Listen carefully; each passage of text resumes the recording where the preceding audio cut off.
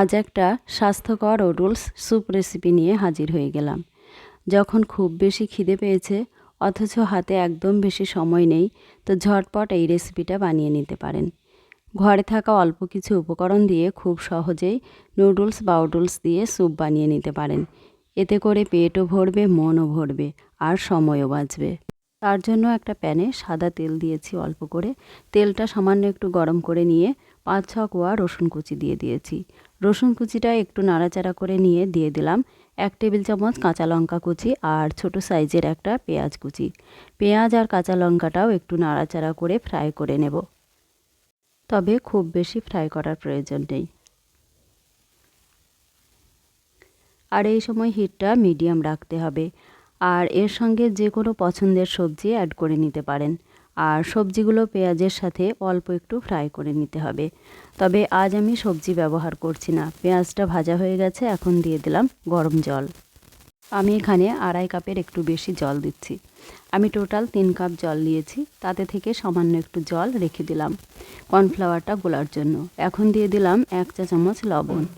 আর এইরকম একটা ওডলসের প্যাকেট নিয়েছি, ওটা দিয়ে দেব।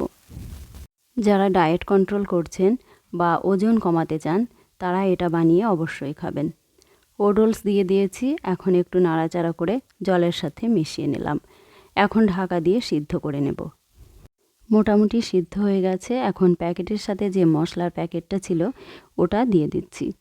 এই মশলাটা পুরোটাই দিতে হবে, তাহলে স্যুপটা খেতে খুবই টেস্টি হবে। মশলাটা দেওয়া হয়ে গেছে, এখন ভালো করে নেড়েচেড়ে মিশিয়ে নিতে হবে। এই ওডলস ও নুডলসের মতো তাড়াতাড়ি সিদ্ধ হয়ে যায়, বেশি সময় লাগে না। এখন স্যুপটা একটু ঘন করার জন্য দিয়ে দিতে হবে কর্নফ্লাওয়ার।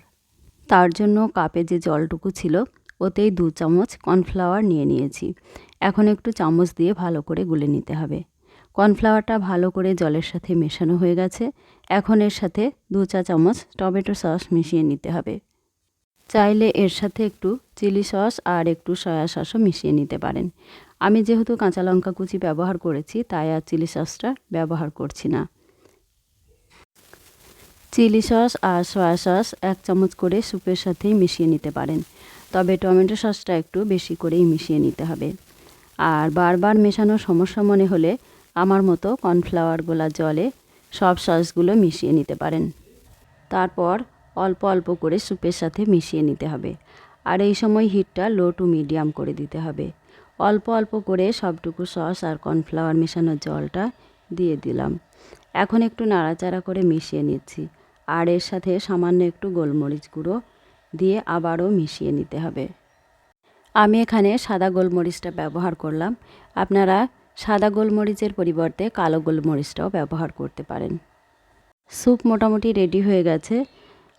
স্যুপটা আরও একটু টেস্টি করার জন্য আরও 1 টেবিল চামচ টমেটো সস মিশিয়ে নেব। খেতে খুবই ভালো লাগে। আর যারা ডায়েট কন্ট্রোল করছেন এইভাবে ওডলস বা ওটস দিয়ে স্যুপ বানিয়ে ব্রেকফাস্ট ও ডিনার করে নিতে পারেন নিশ্চিন্তে।